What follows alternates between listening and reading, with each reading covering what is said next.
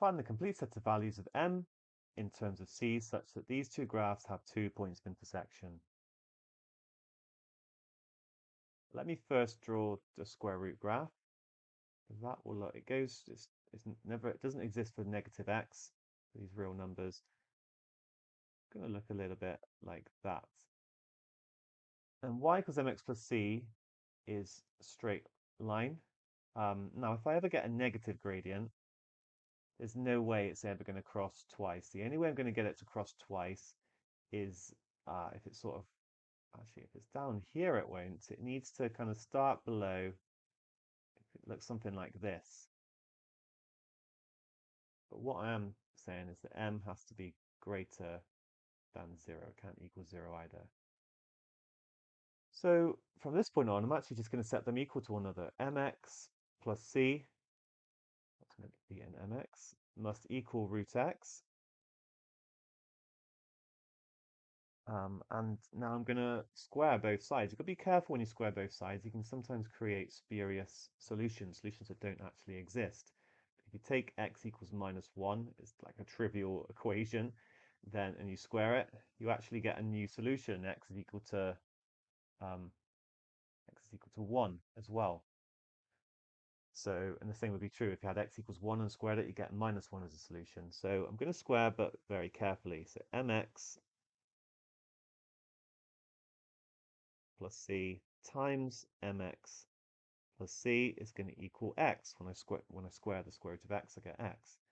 Therefore, m squared x squared plus 2mcx, when I cross that with that and that with that, plus c squared is equal to x. And we've got ourselves a quadratic by the looks of it.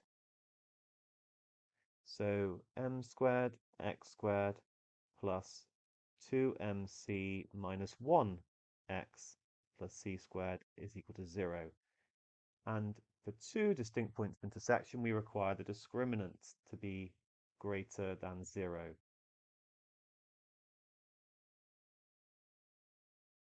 That will give us 2mc minus 1 squared minus 4m squared c squared is greater than 0. I'm going to now expand this double bracket.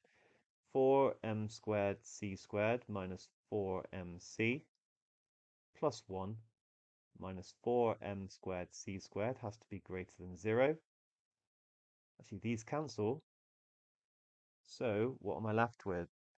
4mc must be less than 1, and therefore m has to be less than 1 over 4c.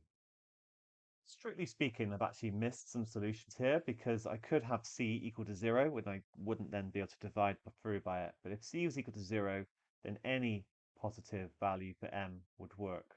But that's not really given as an option here. So this question's like being a little bit more vague. Let's assume, therefore, that c is non-zero and that m, therefore, just has to be less than 1 over 4c. That is pretty much our answer, except don't forget, technically m could be like negative from here because we kind of, when we squared it, we got rid of any problems that would cause, but we know we will not get two solutions from that, so I still need to stick with this condition. So m has to be greater than 0 and it has to be less than 1 over 4c, meaning our answer is going to be A.